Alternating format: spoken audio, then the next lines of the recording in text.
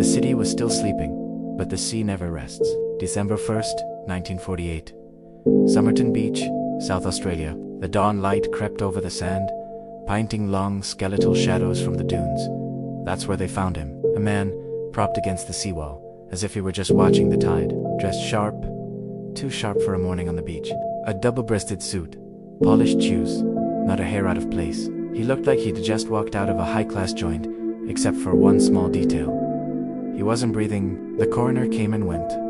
No signs of a struggle, no obvious cause of death, just a man, sitting peacefully, his ticket punched by an unseen hand. The locals whispered, the papers printed his face, but nobody knew his name. He was a ghost who'd washed ashore with the morning mist.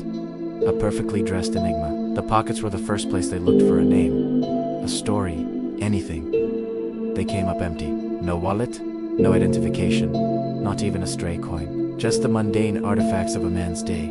A pack of chewing gum, a box of some cigarettes, the wrong brand tucked inside the right pack. Another small, discordant note in a symphony of strangeness. They also found 2 tickets. One was for a train, unused. The other was for a bus, also unused. It seemed our man was going everywhere and nowhere at the same time. The labels on his suit snipped off, every last one. A man deliberately erasing himself from the world, or someone else doing it for him. The deeper the cops dug, the more the silence screamed. This wasn't just a man without a past. He was a carefully constructed void.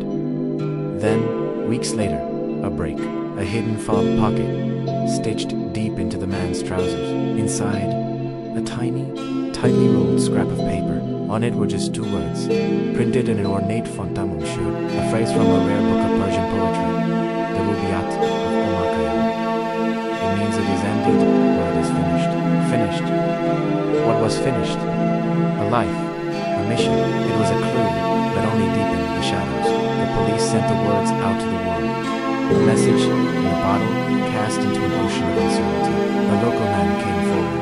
Hidi found a copy of the Rubaiyat, tossed into his car around the time the body was discovered.